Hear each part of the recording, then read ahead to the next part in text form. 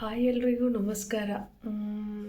So ನನಗೆ ಮೊನ್ನೆ ಭಾನುವಾರ ಅದು ಒಂದು ಎಪಿಸೋಡಲ್ಲಿ ಏನು ಹೇಳ್ತಾರಲ್ಲ ನೋಡಿ, ಒಬ್ಬರನ್ನ ಒಂದು ಮನಸ್ಸಿಗೆ ತೀರಾ ಹಚ್ಕೊಂಡಾಗ ಅವರು ಏನು ಹೇಳ್ತಾರಲ್ಲ, ಬ್ಲಡ್ ರಿಲೇಷನ್ನೇ ಆಗಬೇಕಾಗಿಲ್ಲ, ಅವರೊಂದು ಒಡಹುಟ್ಟಾಗಬೇಕಾಗಿಲ್ಲ ಅಲ್ವಾ.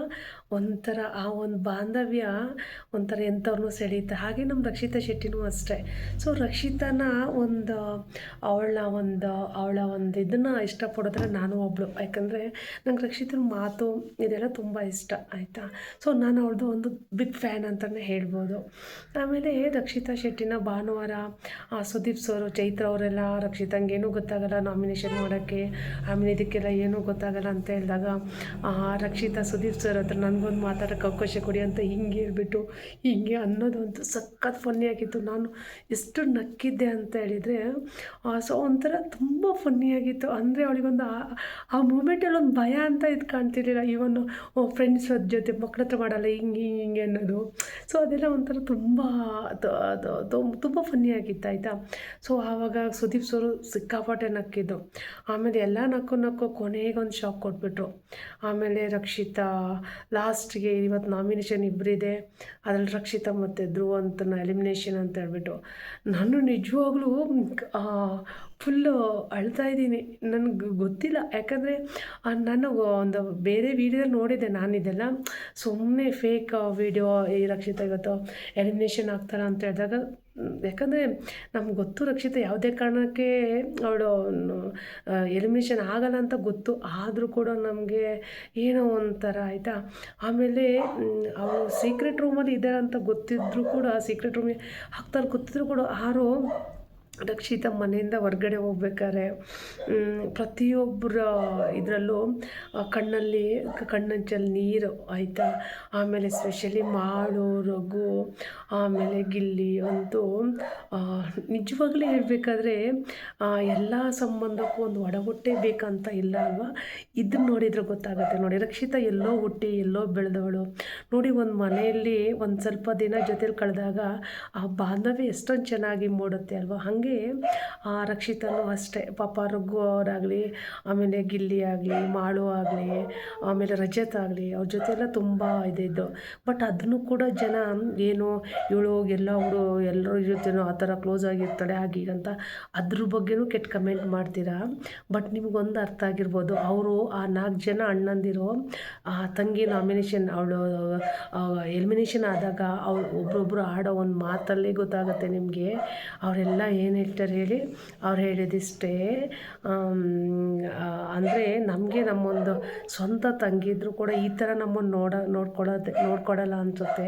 ಅಷ್ಟು ಚೆನ್ನಾಗಿ ನೋಡ್ಕೋತೆ ಅಂದ್ರೆ ರಘು ಸರ್ ಬಾಯಲ್ಲಂತೂ ತುಂಬ ಹಾಡಿ ಹೋಗ್ತಾಯಿದ್ರು. ಆಮೇಲೆ ರಜತ್ ಗಿಲ್ಲಿ ಅಂತೂ ನನ್ನ ನಂಬಕ್ಕೆ ಆಗಲ್ಲ ಅಂತ. ಆಮೇಲೆ ಮಾಳು ಅವರಂತೂ ಚಿಕ್ಕ ಪಾಪು ಥರನೇ ಆಡ್ತಾಯಿದ್ರು ನೋಡಿ. ಇದೇ ಅಲ್ವಾ ಸಂಬಂಧ ಅನ್ನೋದು.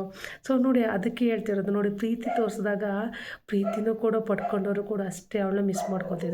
ಆದರೆ ಎಲ್ಲೋ ಒಂದು ಮೂಲೆ ನೀವು ಅಬ್ಸರ್ವ್ ಮಾಡಿದ್ರೆ ಇಲ್ವಾ, ಸ್ಪಂದನ ಮತ್ತು ಕಾವ್ಯ ನೋಡಿ ಕರೆಕ್ಟಾಗಿ ಡಿಸಿಷನ್ ಇದು ಎಲಿಮಿನೇಟ್ ಮಾಡಿ ಕರೆಕ್ಟಾಗಿತ್ತು ಅಂತ ಹೇಳ್ಬಿಟ್ಟು ಅದಕ್ಕೆ ಇದಾಗಿದೆಯಲ್ಲ ಅಂತ ಹೇಳಿದಾಗ ನನಗಂತೂ ತುಂಬ ಬೇಜಾರಾಗ್ಬಿಡ್ತು.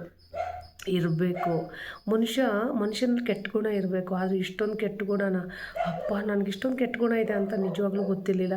ಅವರೊಂಥರ ವ್ಯಂಗ್ಯನ ಆಗ್ತಾಯಿದ್ದು ನೋಡ್ಬಿಟ್ಟು ಇನ್ನೂ ಸಿಟ್ಟು ಬರ್ತಾಯಿತ್ತು. ಯಾಕಂದರೆ ಇಷ್ಟು ಒಳ್ಳೆ ಮನಸ್ಸಿರೋದು ಅವರಿಬ್ಬರಿಗೆ ಯಾಕೆ ಕಾಣಿಲ್ಲ. ಇವಾಗ ಚೈತ್ರನೂ ಜೋರು, ಬಟ್ ಅಶ್ವಿನಿಯವರು ತುಂಬ ಜೋರು ಇದ್ದರು ಫಸ್ಟ್ ಸ್ಟಾರ್ಟಿಂಗು. ಆದರೆ ಅವರಿಗೂ ಕೂಡ ಕಣ್ಣಲ್ಲಿ ನೀರು ಬಂತು. ಅಂದರೆ ನೋಡಿ ನೀವು, ನಮ್ಮ ರಕ್ಷಿತಾ ಎಷ್ಟು ಜನದ ಪರಿವರ್ತನೆ ಮಾಡಿದ್ದಾಳೆ. ಸೊ ಎಷ್ಟು ಜನ ಅವಳನ್ನ ಒಂದು ಪ್ರೀತಿ ಮಾಡೋಂಗೆ ಮಾಡಿದ್ದಾಳೆ. ಇದನ್ನು ನೋಡಿ ನಾವು ತಿಳ್ಕೊಬೇಕು. ಆಮೇಲೆ ರಕ್ಷಿತನ ಯಾಕಂದರೆ ಇವ್ರು ಏನೇ ದ್ವೇಷ ಮಾಡಲಿ, ರಕ್ಷಿತನ ಇನ್ನೋಸೆಂಟ್ ಮಾತಿದೆಲ್ಲ. ಯಾಕಂದರೆ ಅವಳು ನೇರ ನೋಡಿಕೊಂಡ್ರೆ ನೀವು ಯಾರು ಏನೇ ಅನ್ನಿ, ಅವಳು ವಂಚಕಿ ಅನ್ನಿ, ಆಮೇಲೆ ಅವಳು ಹಾಗೆ ಹೀಗೆ ಅಂತ ಏನಾದರೂ ಹೇಳಿ, ಬಟ್ ನಮ್ಗೆ ಇಷ್ಟ ಕಂಡ್ರೆ ಅವಳು ಡಬಲ್ ಗೇಮ್ ಮಾಡ್ತಾಯಿಲ್ಲ. ಅವಳು ಬಿಗ್ ಬಾಸ್ ಒಳಗಡೆ ನೇರವಾಗಿ ಹೇಳ್ತಾಳೆ. ಯಾಕಂದರೆ ಅವಳು ಹೇಳ್ತಾಳೆ, ಯಾಕಂದರೆ ಯಾರಿಗಿಲ್ಲಿ ಅರ್ಹತೆ ಇಲ್ಲ ಅವ್ರು ಹೊರಗಡೆ ಹೋಗ್ಬೇಕು. ಅವಳು ಹೇಳು ಕರೆಕ್ಟಾಗಿದೆ. ಯಾಕಂದರೆ ಸ್ಪಂದನದ ಆಟ ಏನೂ ಕಾಣ್ತಿಲ್ಲ ಅಲ್ಲಿ, ಅದಕ್ಕೋಸ್ಕರ ಹೇಳ್ತಿದ್ದಾಳೆ ಬಿಟ್ಟರೆ ಅವಳೇನು ಅವರ ಒಂದು ವೈರಿಯಾಗಿ ಹೇಳ್ತಿಲ್ಲ ಆಯಿತಾ. ಸೊ ಬಟ್ ಧ್ರುವಂತನ ಮತ್ತು ರಕ್ಷಿತನ ಒಂದು ಸೀಕ್ರೆಟ್ ರೂಮಿಗೆ ಹಾಕ್ಬಿಟ್ಟು ಪಾಪ ರಕ್ಷಿತಾ ಅಂತೂ ಅವಳು ಒದ್ದಾಡ್ತಿರೋದು ನೋಡಿಬಿಟ್ಟು ಅಂದ್ರೆ ತುಂಬ ಫನ್ನಿ ಅನಿಸುತ್ತೆ. ಯಾಕಂದರೆ ಕ್ಯೂಟಾಗಿ ಜಗಳ ಇರುತ್ತೆ, ಮತ್ತು ಅವರೇ ಸಾಲ್ವ್ ಮಾಡ್ಕೋತಾರೆ. ಹೆಂಗಿತ್ತು ಅಂದರೆ ಧ್ರುವಂತ್ ಮತ್ತು ರಕ್ಷಿತಂದು ಇಲ್ಲಿ ನಮಗೆ ಬೇರೆ ಬಿಗ್ ಬಾಸ್ ಮನೆಯಲ್ಲಿ ಬೇರೆಯವ್ರನ್ನ ನೋಡಬೇಕೇ ಅನಿಸ್ತಿರ್ಲಿಲ್ಲ. ಇವರಿಬ್ರು ಜಗಳ ನೋಡೋಕ್ಕೆ ತುಂಬ ಖುಷಿ ಆಗ್ತಿತ್ತು ಆಯಿತಾ. ಆಮೇಲೆ ಧ್ರುವಂತ್ ಒಂದೊಂದು ಸಲ ಅದು ಹೆಂಗೆಂಗೋ ಮಾತಾಡ್ತಿರ್ತಾರೆ, ಒಂಥರ ಒಂದು ಹಾವ ಭಾವ, ಒಂಥರ ಮಾತಾಡೋ ರೀತಿ ನೋಡಿದರೆ ನಿಜವಾಗ್ಲೂ ಒಂಥರ ಇರಿಟೇಟ್ ಆಗುತ್ತೆ. ಬಟ್ ಒಂಥರ ಫನ್ನಿ, ನಕ್ಕು ಸಾಕಾಗಿರುತ್ತೆ. ಆಮೇಲೆ ರಕ್ಷಿತಾನು ಅಷ್ಟೇ ಮಾತಿನ ಟಕ್ಕರ್ ಕೊಡ್ತಿರ್ತಾಳೆ ಧ್ರುವಂತ್. ಹೆಂಗಿರುತ್ತಂದರೆ ಒಂದೇ ಮನೇಲಿ ಅಣ್ಣ ತಂಗಿ ಜಗಳ ಆಡ್ತಾರಲ್ಲ, ಸೇಮ್ ಹಂಗೆ ಇದೆ ಆಯಿತಾ. ಸೊ ಇನ್ನೂ ಕೂಡ ತುಂಬ ಚೆನ್ನಾಗೈತೆ. ತುಂಬ ಜನ ಹೇಳ್ತೀರಾ ರಕ್ಷಿತಾ ಏನು ಹೇಳ್ತಾರೆ ರಾಂಗ್ ಡಿಸಿಷನ್ ತೊಗೊಂಡಿದ್ದಾಳೆ. ಈಗ ರಕ್ಷಿತಂಗೆ ಮತ್ತು ಧ್ರುವಂತಿಗೆ ರೈಟ್ಸ್ ಕೊಟ್ಟಾಗ, ಈಗ ಒಂದು ಮನೇಲಿ ಯಾವುದೇ ಒಂದು ಗೇಮಲ್ಲಿ ಇದು ಮಾಡೋಕ್ಕೆ ಒಂದು ರೈಟ್ಸ್ ಕೊಟ್ಟಾಗ ರಕ್ಷಿತನ ಮತ್ತು ಧ್ರುವಂತ ಡಿಸಿಷನ್ ಕರೆಕ್ಟಾಗಿದೆ. ಯಾಕಂದರೆ ರಕ್ಷಿತ ಹೇಳೋ ಪಾಯಿಂಟ್ ಏನು, ಇವಾಗ ನಾವು ಇಲ್ಲಿ ಯಾರು ಬಿಗ್ ಬಾಸಲ್ಲಿ ಇರೋಕ್ಕೆ ಪರ್ಫೆಕ್ಟ್ ಆಗಿದ್ದಾರೆ ಅವ್ರನ್ನ ನಾವು ಉಳಿಸ್ಕೊಳ್ಳೋ ಕೆಲಸ ನಮ್ಮದು ಅಂತ ಹೇಳ್ತಿದ್ದಾಳೆ.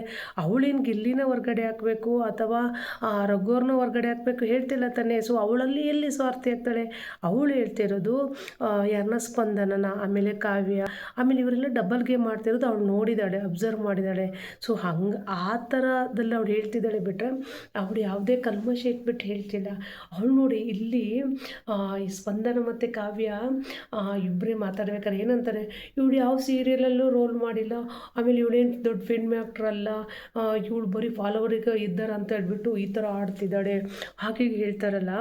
ನಾನು ಹೇಳ್ತಿರೋದು ಜನ ಫಾಲೋವರ್ ಹೇಗ್ರಿ ಆಗ್ತಾರೆ, ಒಬ್ಬರ ಒಂದು ಮಾತು ಇಲ್ಲ ಅವ್ರದ್ದೊಂದು ಏನೋ ಒಂದು ವೀಡಿಯೋಸು ಇಷ್ಟ ಆದ್ರೆ ತಾನೇ ಫಾಲೋವರ್ ಆಗ್ತಾರೆ. ಸುಮ್ಮನೆ ಹಂಗೆ ಯಾಕೆ ಫಾಲೋವರ್ ಆಗ್ತಾರೆ? ಸುಮ್ಮನೆ ಫಾಲೋ ಮಾಡಿ ನೋಡೋಣ. ಫಾಲೋ ಸುಮ್ಮನೆ ಮಾಡಲ್ಲ. ನೀವೇನೇ ಆ್ಯಕ್ಟಿಂಗ್ ಮಾಡ್ಬೋದು, ನೀವೇನು ದೊಡ್ಡ ಹೀರೋಯಿನ್ಗಳಾಗ್ಬೋದು, ನೀವು ಕೂಡ ಜನರ ಪ್ರೀತಿಯನ್ನು ಕಳಿಸ್ಕೋಬೇಕಲ್ವಾ. ಸೊ ಇಲ್ಲಿ ಏನಾಗುತ್ತೆ ಅಂತ ಹೇಳಿದ್ರೆ ರಕ್ಷಿತನ ಒಂದು ಟೈಮಲ್ಲಿ ಯಾವ ಜನ ಅವಳನ್ನ ಒಂದು ಗೇಲಿ ಮಾಡ್ತಾಯಿದ್ರು ಅದೇ ಜನ ಇವಾಗ ರಕ್ಷಿತನ ಇಷ್ಟಪಡ್ತಿದ್ದಾರೆ. ಯಾಕಂದರೆ ಅವಳ ಒಂದು ನೇರ ನುಡಿ ಇದೆಯಲ್ಲ ಅದು ತುಂಬ ಜನಕ್ಕೆ ಇಷ್ಟ ಆಗುತ್ತೆ. ಯಾಕಂದರೆ ಅವಳ ಮಾತು ಫಸ್ಟಿಗೆ ನಮಗೆ ಅವ್ಳ ಮಾತಲ್ಲಿ ಒಂಥರ ಇರಿಟೇಷನ್ ಆಗುತ್ತೆ.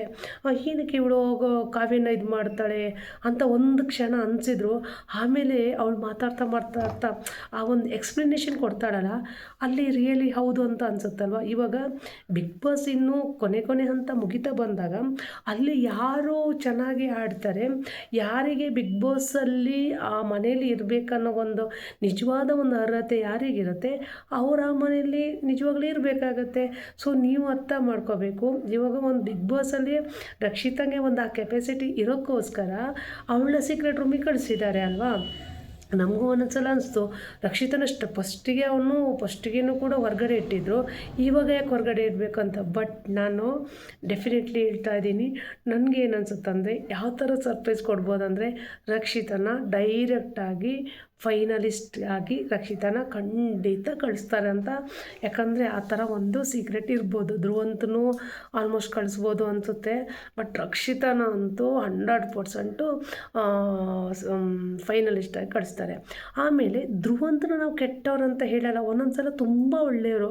ಯಾಕಂದರೆ ಒಂದೊಂದು ಸಲ ಅದು ಯಾಕೆ ಹಂಗೆ ಆಡ್ತಾರಂತ ನಿಜವಾಗ್ಲೂ ಗೊತ್ತಿಲ್ಲ. ಯಾಕಂದರೆ ಧ್ರುವಂತ ಹೆಂಗಿರುತ್ತಂದರೆ ಒಂದು ರೋಲ್ ಕೊಟ್ಟಾಗ ಒಂದು ರೋಲ್ ಪ್ಲೇ ಮಾಡ್ತಾರಲ್ಲ ಆ ಥರನೇ ಅವ್ರು ಒಂಥರ ಹಾವ ಭಾವ ಮಾತಾಡೋದು. ಇಲ್ಲಾಂದರೆ ಅವ್ರ ಮನಸ್ಸು ಒಂದೊಂದು ಸಲ ಓಪನ್ ಅಪ್ ಆಗಿ ಮಾತಾಡ್ತಾರೆ, ಒಂಥರ ಚೆನ್ನಾಗಿರುತ್ತೆ. ಬಟ್ ರಕ್ಷಿತನ ಹಂಗಲ್ಲ. ಯಾಕಂದರೆ ಅವಳು ಹೇಳ್ತಾರಲ್ಲ ನಿಮ್ಮ ತಲೆಯಲ್ಲಿ ಬರೀ ಗೊಂಟಿದೆ ಅಂತ ಹೇಳ್ಬಿಟ್ಟು ಅದು ನಿಜ ಅಂತ ಅನಿಸುತ್ತೆ. But Rakshita you are great ಅಮ್ಮ, ನೀನು ಚೆನ್ನಾಗಿ ಆಟ ಆಡ್ತಿದ್ಯಾ, ಚೆನ್ನಾಗಿ ಆಟ ಆಡು. ಬಟ್ ನಿನ್ನ ಕಣ್ಣಲ್ಲಿ ನೀರು ಮಾತ್ರ ನಮಗಂತೂ ಖಂಡಿತ ನೋಡೋಕ್ಕಾಗಲ್ಲ. ನೀನು ತುಂಬ ಜನದ ಪ್ರೀತಿ ಗಳಿಸ್ಕೊಂಡಿದ್ಯಾ. ಇನ್ನಷ್ಟು ಕರ್ನಾಟಕದಲ್ಲಿ ಇನ್ನಷ್ಟು ಜನದ ಪ್ರೀತಿ ಗಳಿಸ್ಕೊ. All the best Rakshita.